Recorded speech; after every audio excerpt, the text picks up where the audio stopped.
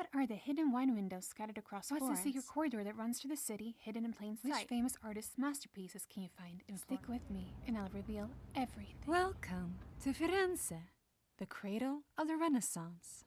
This is a city where history, art, and culture blend together in a breathtaking harmony. Buongiorno. Buongiorno. Here we are in the heart of Tuscany, soaking in the atmosphere of one of the world's most beautiful cities, while sipping on some authentic espresso, of course. Everywhere you look, there are arches, arches, arches. And if you look closer, you'll find little pieces of art tucked away on the walls of these charming streets. Versions of Madonna and Child are everywhere, some created by the greatest artists in history, and others by those still perfecting their craft. Here is a beautiful horse, Bel Cavallo, but behind him is the Uffizi Gallery. It's world famous for its incredible collection of ancient sculptures and paintings, spanning from the Middle Ages to the modern period. We're going to Uffizi. What are we going to see?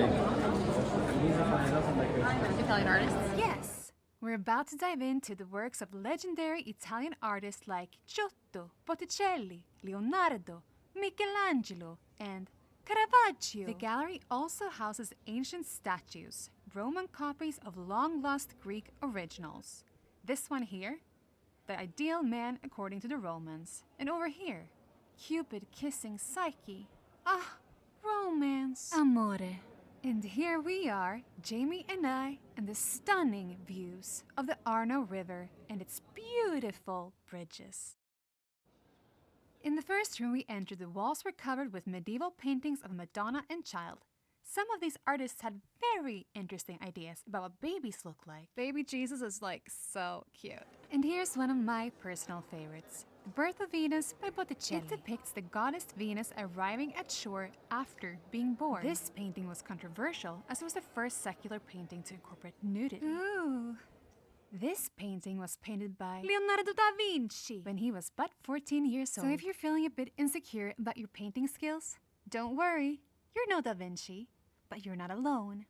This next piece was made by Leonardo's teacher, who asked Leonardo to paint this angel. When he saw that his teenage student was better than him, he put down his brush. For good. On the next floor, the paintings get a bit more recent, and a few really caught my eye. I mean, how adorable is this little angel playing the lute? And doesn't this painting just capture the perfect day? It's like a snapshot of pure bliss. Then I stumbled upon a painting from 1906 by a Swede, Carl Olof Larsson. And this guy in the robe, quite charming. And here's a portrait of Johnny Depp from 1597.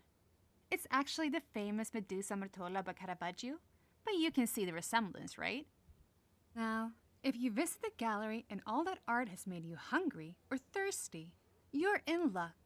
On top of the gallery is a stunning terrace with incredible views, where you can sit and enjoy a light lunch or a glass of vino. Speaking of vino, we sniffed out some of the coziest spots in Florence to enjoy a glass or two.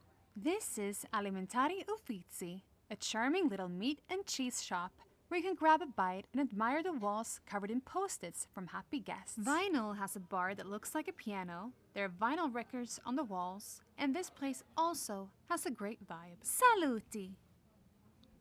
Un Café is a cozy little cafe/bar with a laid-back vibe by Piazza della Santissima Annunziata, right next to the Museum of Innocence.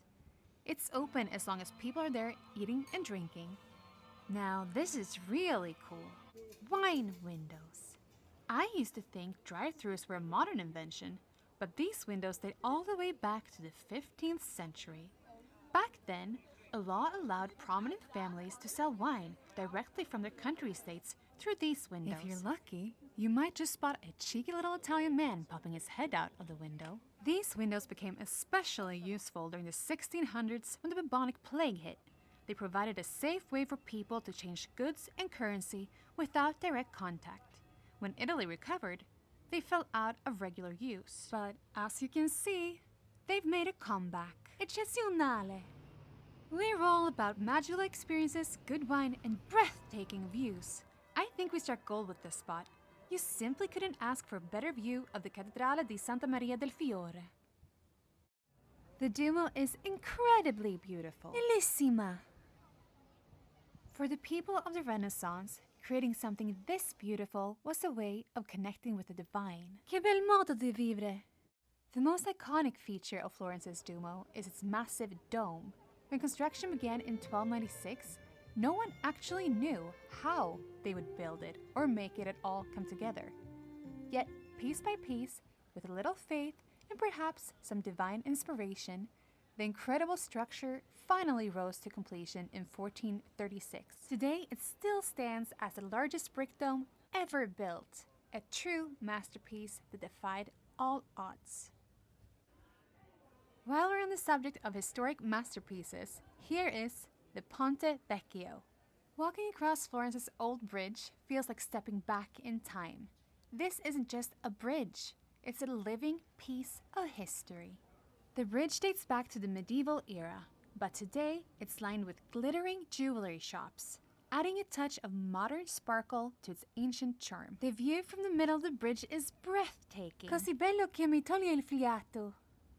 On one side of the old bridge, you'll see the Vasari corridor, a hidden passage that stretches 1 kilometer through the city, connecting the Pitti Palace to the Uffizi gallery. It was built by the Medici family, and this corridor allowed them to travel between their residences and offices without mingling with the public, reflecting their desire to remain above the common folk.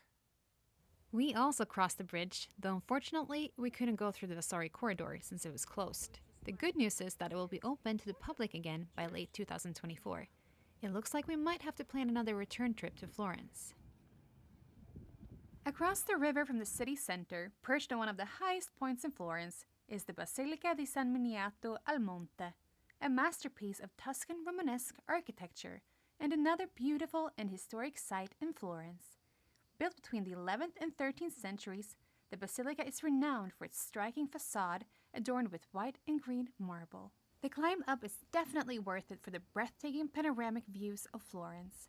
From this vantage point, you can see the city's iconic landmarks spread out below, framed by the rolling Tuscan hills. Though the trek up to the basilica can be quite challenging.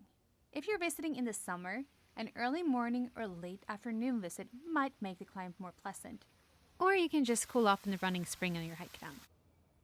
Just like Paris has its rive gauche, Florence has its Oltrarno, which literally means on the other side of the Arno. I love this side of the river, and when I visit again, this is likely where I'll stay. Here on the south side of the river is a calmer, more authentic slice of Florence. Oh, and there's Johnny Depp again. Here you'll find many artisan studios where you can walk in and watch the artists work. Florence's authentic artisanal crafts range from woodwork, fine leather goods, and exquisite ceramics to luxurious linens, delicate silk, handcrafted paper, and unique perfumes. In this area, there are cozy bars, family-run restaurants, and so much history. And here is a truly historic gem, Palazzo Pitti. This palace was built between 1458 and 1465 by Luca Pitti, and it still carries his name to this day. In the 16th century, the powerful Medici family acquired the palace and transformed it into their grand Florentine residence. Over the years, they expanded and embellished the building, turning it into a stage for extravagant parties, sophisticated intrigues, and plenty of scandal. Today, the Pitti Palace not only showcases the Medici's flair for drama and luxury, but also houses a remarkable art gallery. This is the Gallery of Roman Statues. It's a beautiful collection, though a lot of sculptures have seen better days, especially when it comes to certain parts. One statue in particular really caught my eye. Poor guy. It looks like he got the worst of it. But it is an impressive art gallery, brimming with masterpieces. Its collection features stunning paintings and sculptures that span a wide range of styles and periods. You'll find exquisite works from the neoclassical era with their refined elegance, alongside bold, innovative pieces from the early 20th century. Here are some pieces that truly stood out to me, each capturing a unique aspect of artistic mastery. These works not only caught my eye, but also left a lasting impression. Their beauty and craftsmanship offer a fascinating glimpse into diverse styles and creative expressions that have shaped the art world. Some pieces deeply resonated with me, evoking a strong emotional response, while others left me intrigued and curious about what was unfolding in the artist's mind. At the palace, the rooms themselves are masterpieces of art and design.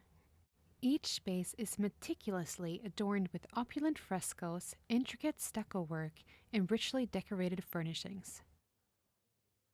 During her regency, Eliza Bonaparte, Napoleon's sister and Grand Duchess of Tuscany, chose to reside in the Pitti Palace and envisioned several improvements to meet her imperial residence needs.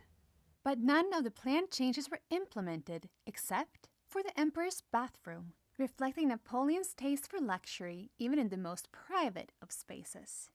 The Museum of Costume and Fashion is located next to the southern wing of the palace. The museum covers the history of fashion, haute couture, and how styles have evolved over the centuries. They've got everything from 18th century gowns to modern-day masterpieces, along with a captivating group of staged costumes worn by movie, theater, and opera stars in works helmed by renowned 20th century directors.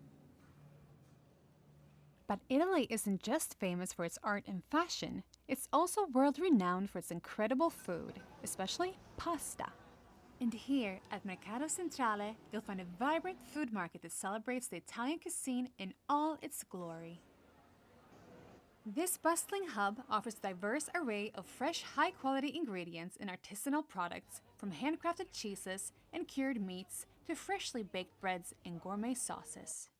But we just can't get enough of pasta. And we've enjoyed pasta in every imaginable shape and form. Pasta, pasta, pizza, pasta. And panini, which we had at our favorite panini shop, I Fratellini. This hole-in-the-wall, old-school sandwich shop has been serving food to go since 1875 and now serves panini and wine by the glass to sidewalk patrons. So this is Florence, the city of art, food, and ancient pharmacies. We're stepping into a place that's been crafting magic potions, perfumes and remedies for over 400 years. This is Officina Profumo Farmaceutica di Santa Maria Novella. Walking into this pharmacy feels like stepping into a Renaissance painting.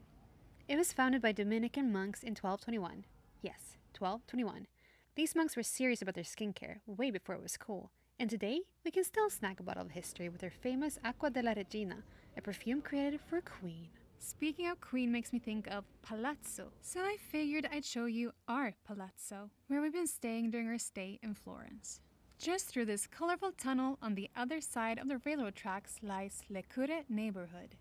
While by no means a display of Renaissance architecture or the provenance of well-known figures, offers yet another insight into the Florentine suburban lifestyle. Buongiorno, benvenuto nel mio palazzo. We were on the hunt for that quaint Italian charm, and we found it in this lovely place that's been our home during our stay here in Florence. We always look for spots with tons of character, and this apartment has it in spades.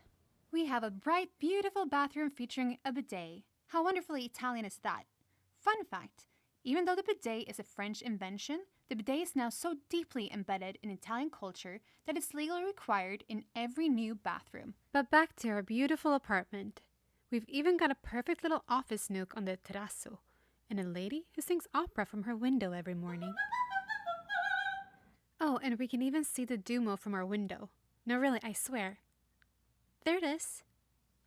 And with that, our little adventure in Florence comes to an end. I'm so glad you wanted to experience Florence with us, and I hope to see you in the next city we visit. Don't forget to subscribe. Arrivederci, Florence. Love you long time. All my bags are packed and I'm ready to go.